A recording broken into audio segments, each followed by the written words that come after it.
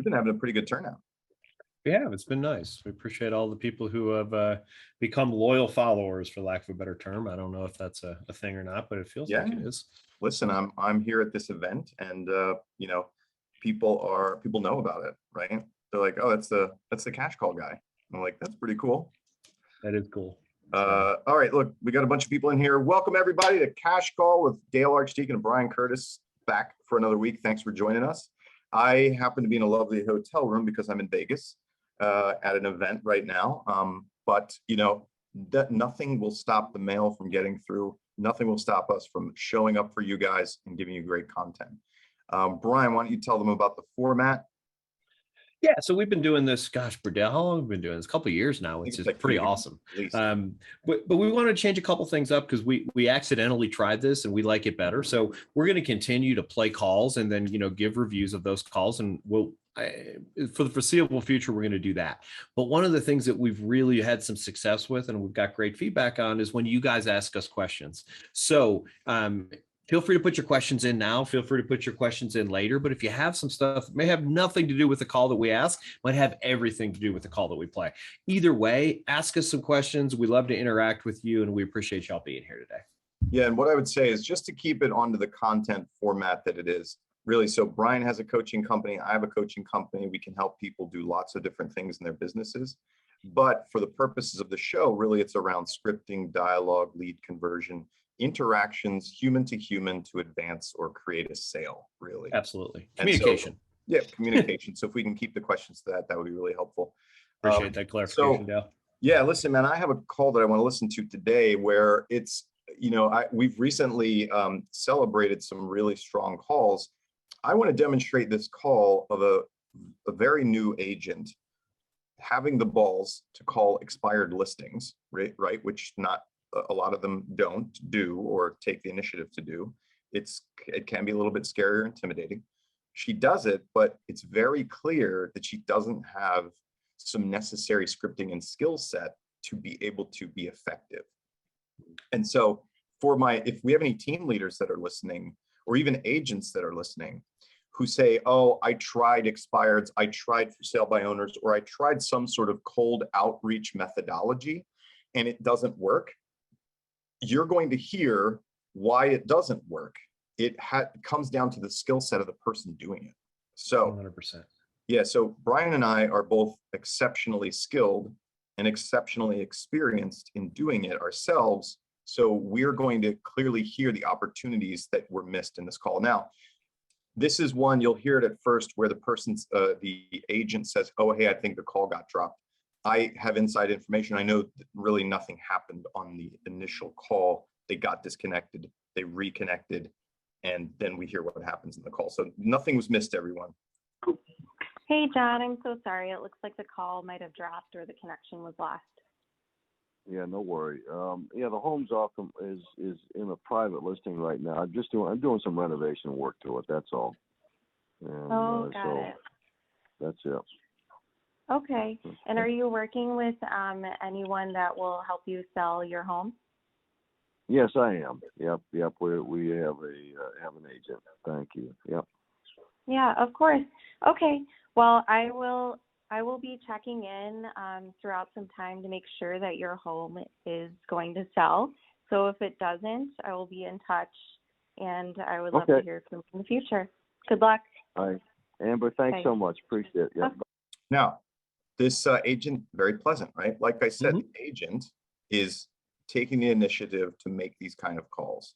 However, Brian, I'm sure you've heard several things that I heard, right? She just doesn't have the words, and she doesn't have the perspective to be able to stay in the fight or know what to do. To her, this is a zero opportunity, right? Hey, the guy's got it. He's trying to sell it himself. He's doing repairs to it. I can't do anything here. And he also has an agent when he does, if he does need to sell it later. And so she just accepted all of those no's. She accepted that scenario and didn't have any skill set to draw from to be able to stay there in that conversation. I agree. And there was plenty of opportunities. I don't know if any would work, but the thing is, neither does she, because she didn't take a shot. Right, exactly. And so, the first thing in working with this brand newer agent, I mean, she's been selling, she's been in the business a couple of months. First thing is I say, listen, I want you to change your perspective, okay? You are no longer calling these people and hoping that they're going to be willing to sell their home using your services, and you're simply looking for someone who is willing to sell their home using your services. That's exactly what you just did.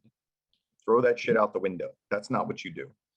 Here's what I want your perspective to be. You are the business partner of every single person you talk to. And when you talk to them, they are deciding whether or not you too are either going to buy a house now using your services or sell a house now using your services. That's what has to get made. And you have to agree to that decision. And you cannot leave the conversation until you have enough information and you thoroughly agree with that person's decision on whether or not to buy or sell using your services. That's like the first core, like just teaching that, because can I teach some scripts, right? We can both teach scripts, Brian. Oh yeah, scripts are easy, but that's it's here, right? Exactly. But the perspective that you and I have when we're trying to sell something is the best idea for both of us, the lead I'm talking to and me, is that we do what I want, when I want, with whom I want, right? And if you disagree with that lead, we need to have a conversation about it so we can figure out why we're not going to do it that way, and you have to convince me. So I think that shifting that kind of perspective for a newer agent is something that's really important, even above and beyond the scripting. Just get that perspective changed first.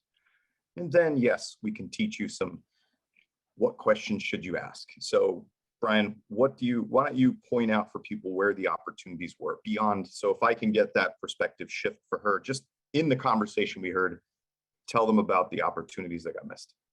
Yeah, let me just talk about one that I think a lot of people don't think about. They're in the I'm looking to list your house mentality. And that's one of the things that you can do with a seller. Another thing that you can do with a seller is bring them a buyer. So, hey, by the way, out of curiosity, and I guess maybe I need a little more perspective on this too. Like this person is an expired, so they had their house listed. He's an expired. Yep. He's an expired. It's currently, quote, off the market. Basically, he's like, I'll sell it if somebody comes along, but I'm doing work to it. When I relist it, I have somebody. Right. So, one of my questions would be, hey, I work with a lot of buyers in your area. Would you consider showing it before you're completed before your remodel is done? Would you allow me to bring a buyer to you? Because this market, one of the things that we need is place to put all our buyers. So that might be, ideally, I want to list a house and then bring the buyer. That's perfect scenario, for all those people who do dual agencies in their state. I know a couple states kind of frown on that, but that to me is the ultimate where I work. Like I want to list the house and bring the buyer. I double-sided, made my 6%, great day. But I also have a whole big list, as most agents who are successful right now have a whole big list of houses I couldn't find, right? Yeah. So maybe I've got a person I want to bring them over. Why am I doing that? First of all, I might want to sell the house. Second of all, I'm showing this potential listing that I brought you somebody before I even had it listed. Yeah. So that's a huge part to me. Another opportunity, I don't like the question, do you have an agent that you're already planning on listing with? Because it puts me in a box. So I would say, hey, one of the things that I would love to do is interview for the job of potentially listing your house when you get it back when you're ready to sell it. I'd love to set up a time for that. Is that something that you would consider? So yeah. Instead of saying, do you have an agent? Because the problem with that question is I could say, yep, I got an agent. Doesn't mean you can't overcome that objection, because we've all done that, but it's a heck of a lot harder than just saying, hey, by the way, would you mind me coming over and show you what I do to market and sell houses? We're one of the number one teams in the market, and I think you might benefit from some of our stuff. It looks like for whatever reason, obviously it did not work out the way you wanted it to last time, because they had it listed and it didn't sell, and that's why it's an expired. Like no one lists their house to not sell it. I guess there's some crazy people, but so yeah, saying something like obviously is, I like that. It's called an adverb presupposition. I'm presupposing that obviously you didn't get what you want last time. So I say, obviously it didn't work out exactly like you wanted it to last time. With that in mind, I'd love to kind of show you what we do, maybe offer you a little bit different perspective on how we might be able to sell your house. Yeah. I want to go back to where you also mentioned, hey, can I potentially bring a buyer, right? If you're willing to sell it, can I bring a buyer? Because usually 9 times out of 10, the agent that this person is thinking that they're going to work with is not actually doing that. They are sort of over there working on their active listings or their buyers or trying to find new business. And that person is on the back burner and they usually aren't talking to them. So even just making that offer to actually bring a buyer through establishes value right there, right? And gets you another foot in the door potentially, even if you don't currently have a buyer for it, but can help in that way because the agent they're thinking of usually isn't communicating with them. Yeah. It's interesting. I'm wearing my Ylopo shirt today. And one of the other tools that Ylopo has, and I know they're not unique in this, so I'm not saying go buy Ylopo. It is a good program, but I'm not telling you to do that. Is, hey, by the way, I've got a list of potentially about 73 people. I pulled it up on my CRM before I gave you a call, who said they have interest in a house that's similar to yours. Would you be okay if I were to market that to my list of potential buyers? Yeah. And here's the thing, I'm not doing that because I want to go and call 73 people and say I've got a potential off-market house, although that's not a bad thing to do. I'm showing this person without saying, I'm showing them some of the things that I do to sell houses. One of the things that I do to sell houses, I have a huge database. For example, I've got 73 people who are already interested in your house. You know, I'm going to go out on a limb and say the majority of agents who go on a listing appointment don't bring that list. Like I bring that list, like I'm plugging and chugging on that list. Hey, look, at the one part of it, I've got these 73 people. The very first thing I'm going to do when I list your house is I'm going to call, text, and email these 73 people because I think that there's a good possibility that we could get your house sold with them. Yeah, absolutely. And you know what's funny is most of your competitors probably have a similar list too, right? But if they don't show up and they don't tell the seller about it, it's lost. It's a lost opportunity.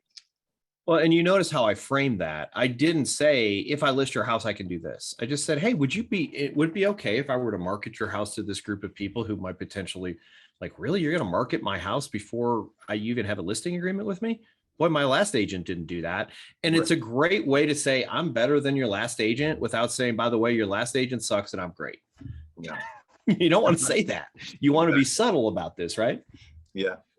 Absolutely. All right, everybody, I want to remind all of you, if you have any questions about, objections you're running into, scripting advice, lead conversion things, questions that you're having or struggles you're currently having in your business, chat them in. We'll do some Q&A now and see if we can help you. The doctor is in. Brian and I like actively helping people who, have real world problems right now. So does anybody have any kind of scripting, lead conversion, objection issues you're running into right now that we can help you with of our people that are live with us? And you know what, in the interim, Brian, we can keep on going. So if you have a call that we can listen to, let's listen to one. Okay. It's a completely different type of call. And it's fun because I feel like for a long time, we played a lot of bad calls, right? And that last call wasn't a bad call, but plenty of place to improve. And I kind of feel like we're moving towards this. And I'm hoping that's because the people that we're working with are getting better. And therefore, that's why we have less bad calls. But this is a call that I think is really some opportunity. And it's a lot of stuff that we talk about. So it looks like we don't have any Q&A. So I'm going to go ahead and share my screen and then play this call. Wait. Kelly, there we go. All right. I'm not going to share my screen. Potential buyer wants to schedule to see a property that just went pending. Okay, Kelly. Love this. Yeah, great question. Now, let's assume that what you mean is lead comes in, says, hey, or actually Kelly, I wonder if we can, let's promote Kelly and we'll get her to ask her question just because what we need the entire context around it before we start giving you advice. Because I don't want to give advice that doesn't exactly make sense to the situation that you give us. Kelly Baird. Oh, there she is. There we go. All right, Kelly, you can unmute yourself. Can you hear me? Yes, we can hear you. Yes. So on Zillow lead, calling in, live call, Hi, I want to schedule an appointment to see 123 Main Street. Okay. Okay, bring that up, and I see that it just went pending. Okay, so Kelly, first rule, my rule is you do not tell them that it's pending. Okay, Okay, all right, here's why. I am not going to tell you that you can't have what you want until I build rapport with you and you like me. Does that make Okay. sense? yep, Because if a stranger calls me and says, hey, I want the blue Mustang on your car lot, and I immediately say, well, you can't have the blue Mustang because I just sold it. Click. But click. Will you stay around and talk to me anyway? Very unlikely that that person is going to stay around and talk to you long enough to like you. So you just do the same script, Kelly, and I'll role play that with you, okay? So you are getting connected through Zillow. Hey, Kelly, this is Dale with Whatever Realty. Looks like you're interested in 123 Main Street. When would you like to go see it? yeah. Could I see that tomorrow, tonight, or tomorrow? Sure, absolutely. I'll just have to make sure that it works with the seller's availability. And then I'm going to start asking you discovery questions, right? So Okay. Kelly, what about this home interested you the most, or whatever my segue question is going to be into doing discovery? I'm going to Okay. learn about you. I'm going to get your who, where, when, why, what, and how much, and especially find out if there are any other properties you're interested in, and or would you be interested in seeing one similar to this if I can line it up for you? Okay. Nope, I just want to see that one. Okay, great. That happens a lot. But here's the thing. If I've already gotten your who, where, when, why, what, and how much, now here you can make a choice. Me, I don't know for certain in my market that that was accurately set to pending and that the sellers are preventing any other showings, right? Right. I don't know that. So I'm not going to spoil the lead that I have by assuming that it's dead. I'm actually going to put the work in to reach out to the listing agent and find out whether or not they would allow additional showings or even potentially backup offers, which, you know, depending on your market right now, the answer is most likely no, because they had 50 offers in the first place. But I'm still going to do my real estate job and not destroy the lead that I have. Brian, what do you think about that? I completely agree with that. And here's a couple of things to add to that. So one of the things that Dale coaches to all the time, and I'm not quite as big a stickler on it, but how am I going to know that that property is pending? Like, so if they're on Zillow, it doesn't say it's pending, or otherwise they probably wouldn't have called us to say it's pending if it just went pending. So don't look at the MLS. I know that seems like a weird thing to say, but don't look it up, the MLS. Just say, okay, great, perfect. You know, at 3 o'clock today, great. I'll set that appointment for 3 o'clock today. By the way, if anything comes up and, you know, the seller needs to cancel or something like that, I'll call you. So by the way, if I call you, please take my call, because I'm probably calling to tell you that there's an issue and we need to talk about that. What am I doing? I'm setting that person up to know to take my freaking phone call. It's in their best interest. And I really want to, you know, point that out to them. It's in their best interest. And then, you know, I want to get in front of them and hopefully, you know, show them the property. So I would call back and be honest with them. Hey, I talked to the listing agent. Unfortunately, that property is pending. However, right now, about 20% of the houses in our market are falling out. What does that mean? That means if we write 10 offers that get accepted, 2 of those offers are falling out. So there's a chance that that offer is going to fall out. So I want, you know, for me, it's worth it to go look at it. And if you love the house, we can have it as a backup offer. The worst thing that happens is you got to spend an hour with me. Hopefully that's not too painful. You know, something along those lines. I like to make my jokes aren't always funny, but I find them funny. So I like to, you know, have those kind of like little things like that. But setting an appointment is the most important thing. One of the things I firmly believe in is it's super easy to cancel an appointment. Setting an appointment is more challenging. So set the appointment and deal with the consequences. Again, people will take our phone calls most of the time. One of the other things I would point out, if you do get the opportunity to go there and do that, do this also. Okay, so Kelly, you know, it's great working with you today. I know you want to write an offer on this house. Here's the thing. If we're going to write an offer, we need to write our highest and best and strongest offer. That'll give the seller leverage when they're negotiating repairs. What do I mean by that? Well, if I've got an offer that's $10,000 higher than the offer that this person asked me for 10 repairs for, now I can go and say, you know what? I'm doing 0 repairs or we'll terminate. So then honestly, this is going to sound a little Machiavellian, but we're pushing the sellers to terminate a little bit more because we actually have a better offer. And even if there's, you know, $3,000 worth of repairs, I got a $10,000 offer that's higher. I just made $7,000 more. So I hope that makes sense. Yeah, good. Kelly, was that helpful?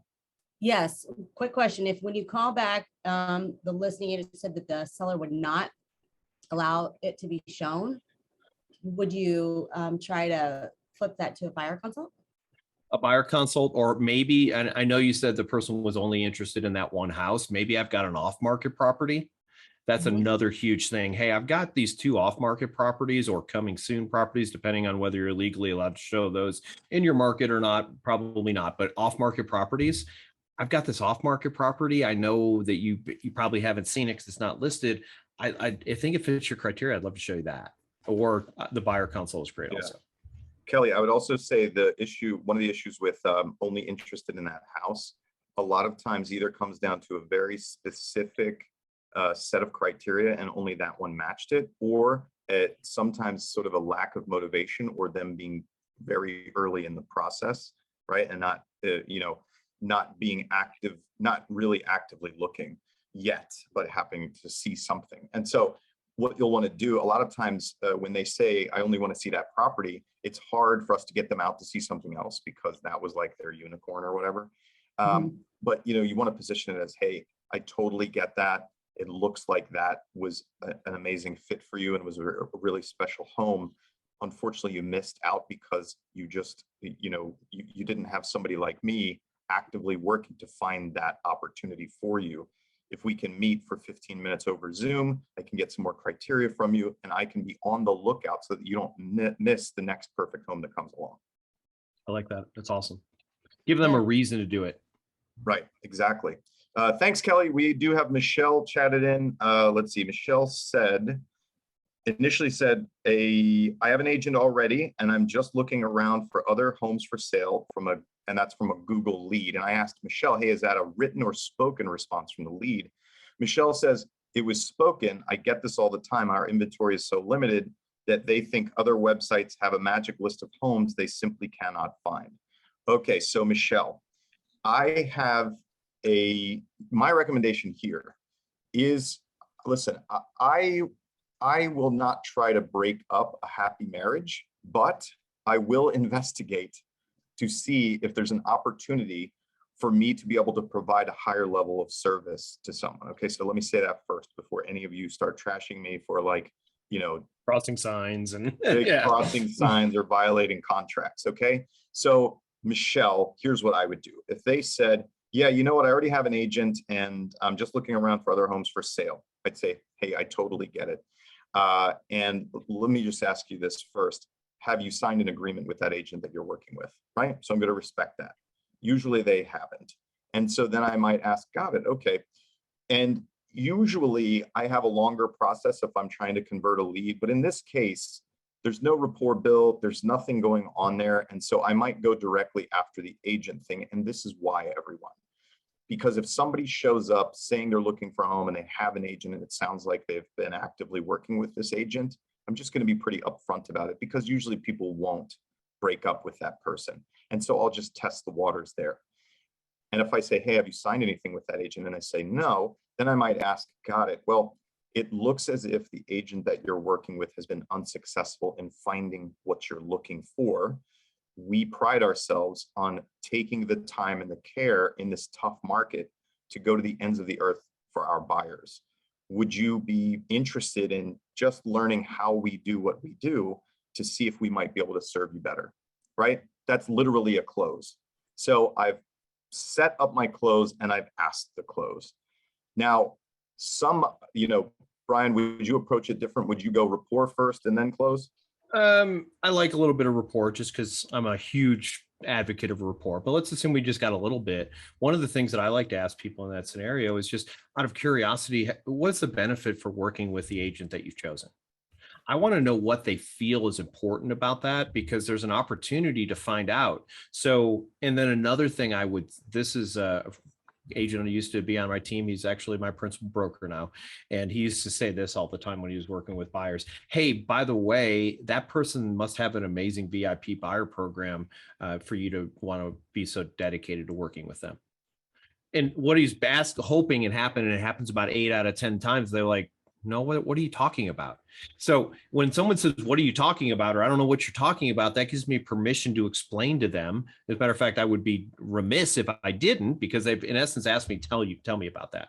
And so, by the way, part of our VIP buyer program is you can find out if you give us a couple of neighborhoods that you're interested in living in, we will call, email, and text the entire neighborhood to find out if anyone's looking to buy or sell a house in there. And it's a win-win, because what am I going to do? I'm going to literally go and I'm going to canvass that neighborhood. Hey, Dale, this is Brian with Curtis Realty Group. I'm reaching out today because we have a buyer who's interested in living in your neighborhood. There's not currently any homes listed in your neighborhood. Do you happen to know anyone who's looking to sell in your neighborhood? Now, what have I done? Even if I don't have a ton of success with that and find them the one house, if I can get them into one house, just one house that's not listed, I won. And so I like that. You know, it takes a lot of work. I'm not telling you that it's not. You can cheat a little bit. You can do some of that with some slide broadcast, and there's other ways to tweak that. But at the end of the day, earn their business is one of the things that I say, and give them a reason to work with you, especially as, you know, Dale went through the scripting part where they didn't have an agreement. By the way, if they got a signed agreement with them, I would say, well, I'm really sorry, I can't help you, because, you know, I don't cross over signed agreements. You have a legally binding contract with that person, and I'm not interested in getting involved. Yeah. So, in my state, you absolutely can't mess with it. You cannot offer the same service that they're contractually obligated to with someone else. Yeah. So and that's true, I think, in every state. Like, you're not allowed to cross. I call that crossing a sign. That's more on the listing side, but it's the same concept. Yeah. You're crossing a contract. Yep. Michelle said, thank you. You're welcome. And we have one other question from Curtis Parker. Just getting started as an ISA. What should be my goal with each call other than set up a consultation and treat each caller as a special person? Do you want to take that one first, Brian? Sure. I would say I have a couple of different goals. So I will tell you this. I have 4 goals. Build rapport. Because here's the thing. Most people are not right now people. So step 1 is build rapport, and I want to do that. Step 2 is I want to do some discovery. If I can get them to talk to me about what they want, where they want, when they want, why they want, how they want, you know, who, what, why, where, when, and how, then I am more likely to have success with that person further down the road, and I'm building them. And then obviously you talked about setting an appointment. And then also another goal for me is to button up, and I want to get my contact information into every single person's phone that I talk to. That's one of my goals. So those are some goals that I have, just very simply. But at the end of the day, as an ISA, you're looking for right now appointments, but you're also looking for nurtures. Because remember, you know, we're not necessarily going to close everybody. You know, I think I heard a stat, and this is old, that approximately 10% of leads in America, and this I think is from 2017, actually closed. So in other words, I think there was like 55 million internet leads generated and about 5.5 million closings. So about 10% of the people are actually going to buy a house this year. That doesn't mean they're not going to buy next year, the year after, or the year after that. So what Brian just told everybody is stop selling houses, sell internet leads.